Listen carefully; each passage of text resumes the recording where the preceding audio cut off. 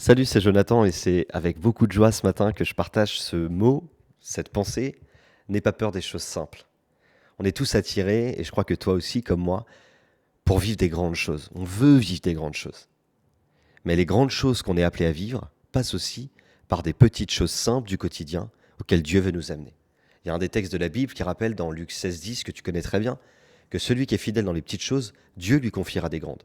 Mais celui qui est malhonnête dans les petites choses, eh bien, sera aussi malhonnête dans les grandes. Je voudrais te parler du jour où tout a commencé, une aventure incroyable pour moi, et je voulais te la partager ce matin, une aventure de rencontre spirituelle et de collaboration.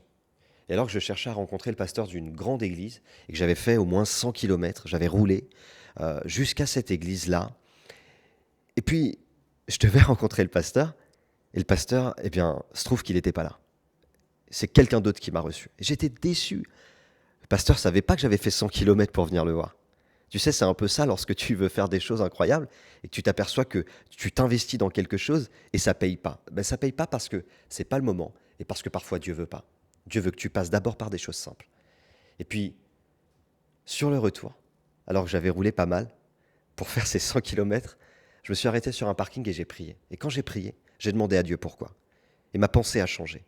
J'ai pris mon téléphone, un coup de téléphone, et j'ai appelé une église de Paris.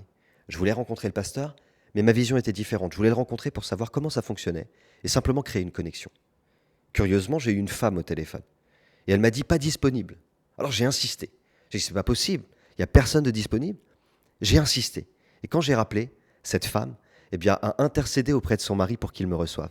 Et curieusement, quelques temps après, j'ai appris que c'était la femme du pasteur qui m'avait ouvert la porte dans cette grande église. Un simple coup de téléphone, quelque chose de vraiment très simple, a ouvert des dizaines de connexions et de relations. Qui aurait cru qu'un coup de téléphone pour une rencontre crée autant de rencontres aussi riches et aussi puissantes derrière ça?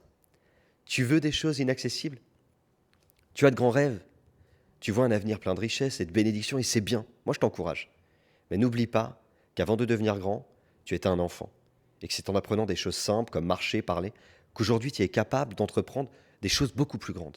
Rêve grand, sans oublier d'être petit et à la portée de tous et de tout. Car parfois c'est en faisant une toute petite chose qu'on s'ouvre de très grands projets. Et n'oublie pas, Dieu a mis son potentiel en toi.